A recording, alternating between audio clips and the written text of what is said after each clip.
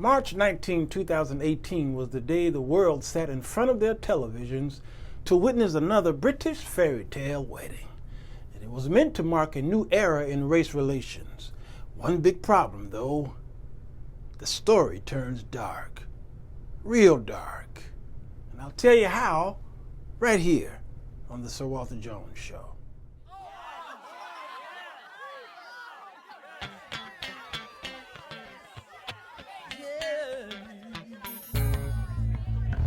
Bass.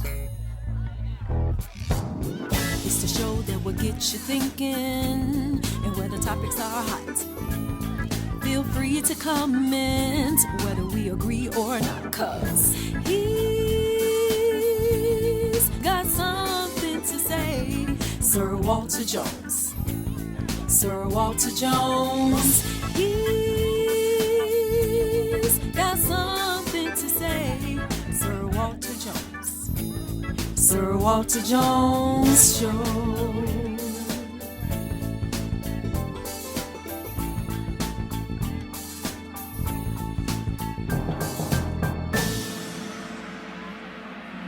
Come on in.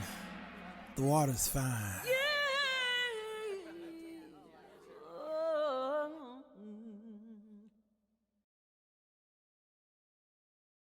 Welcome to the Sirwalterj Show.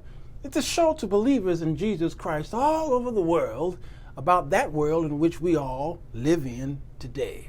Now, if you're new to the channel, please go ahead and smash the like button and hit the bell notifications when you subscribe so that you can help me share the gospel all over the world. Racism, a word that's often misunderstood, but is used by almost every skin color when taking a defensive stand against an attack or some type of withholding. We think the word racism has been around since antiquity, but not so. Yet the concept, even in biblical times, are kind of synonymous. The Oxford English Dictionary 2008 defines racism, the theory that distinctive human characteristics are determined by race, or belief in the superiority of a particular race, leading to prejudice and antagonism towards people of other races, especially those in close proximity who may be felt as a threat to one's cultural integrity or economic well-being. There's only one race, the human race. Caucasians, Africans, Asians, Indians, Arabs, Hispanics, and Jews are not a different race, but society has defined them as such. When God gave his son Jesus, he wasn't thinking about a particular race, for we all were made in God's image. Now, sadly, the Bible is suspiciously filled with cases of discrimination against a people, and more so due to their class. We see many examples of xenophobia spread throughout the scriptures, and it seemed commonplace and even an acceptable behavior by those in which God himself has chosen as his royal people. Unfortunately, his royal people misinterpreted God's instructions on how to treat foreigners and strangers and orphans and widows and sojourners, etc.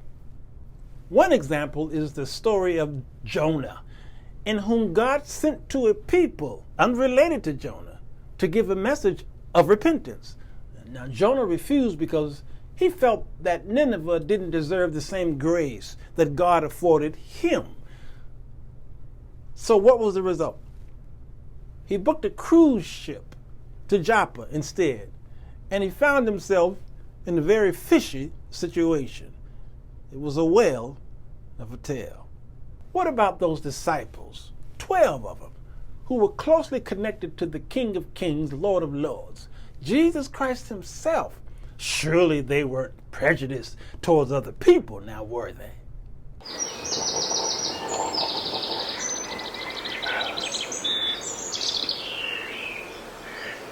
Well, speaking of kings and lords and royalty, while listening to all of the uproar over the accusations of racism leveled against the British monarchy by Prince Harry and Meghan Markle, the backlash and astonishment of their professed experiences are astonishing.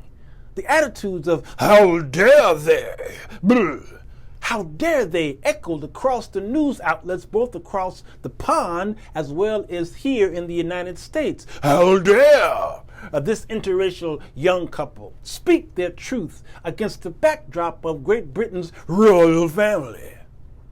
As the widely televised interview with Oprah Winfrey and the Duke and Duchess of Sussex played out before the world's collective eyes, viewers were entranced. However, if there was any comedy to be had in this otherwise painful recount of their reality, it would have to be its hypocrisy. It has always amazed me that in the clutches and illumination of racism, that the goal of individuals, who obviously live their lives in a vacuum, is to take to their soapbox with the familiar song of "Not us, not here, this is not who we are," when in fact, this is exactly who you are. So who would have thought that Great Britain, the beloved ancestral matriarch of the United States of America, would be capable of such systematic egregiousness?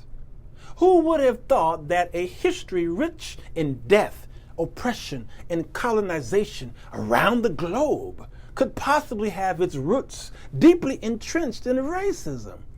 What gave it away? Was it the blood, sweat, tears, and the millions of colonized indigenous people displaced and oppressed that gave it away? Or was it the written history of Britain's manipulation, its violence, exploitation, and crimes against humanity, which clouded the reality of who she really is systematically? Through sheer brutality, many indigenous people have been brought into subjugation by the British realm.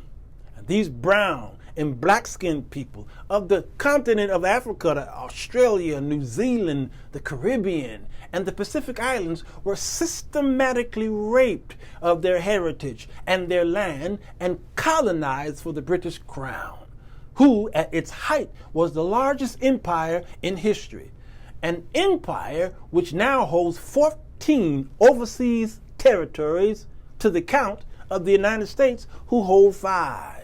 So imagine the chagrin of the African American and brown people across the world as we watched an irate Piers Morgan storm away from his anchoring desk in anger at the truth and pain of this young couple's report of racism leveled at them by the hands of this monarchy. I found it almost laughable that some were being put in place on the western side of the pond when gauging the response coming from the white America. To watch fellow American citizens once again uphold systematic racism at the peril of one of its own, with nothing to separate her from them except the color of her skin, it was abominable. But in the bigger picture of racism, this all makes perfect sense. It is the intricate dance that we Americans swayed to on January the 6th. It was a dividing dance that we wiggled to when we came face to face with blue lives versus black lives versus Trumpian lives. Yeah, the blue and the black miraculously commingled together for protection behind the cover of the Constitution, while racism and patriotism flung its flag of racism throughout the quarters of our state capitol. And we all learned a lesson to be placed within the Rolodexes of our minds. And that is, when you stand against the system of oppression for the sake of liberation from the binds of systematic racism, the nigger factor will always bear you out, and there is no hiding place. As Meghan and Harry journey towards wholeness and endure their truth, the rest of the world needs to validate their receipts in order that they and we might become whole. Understanding that as bastard children of a British monarchy, we Americans are our mother's children, replete with her DNA. And even the worst mother continues to hold the allegiance from her offspring.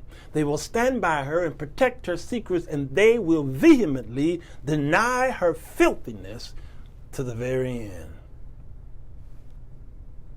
God bless the Queen. Mama, is Massa gonna sell us tomorrow? Yes, yes, yes, is Massa gonna sell me tomorrow?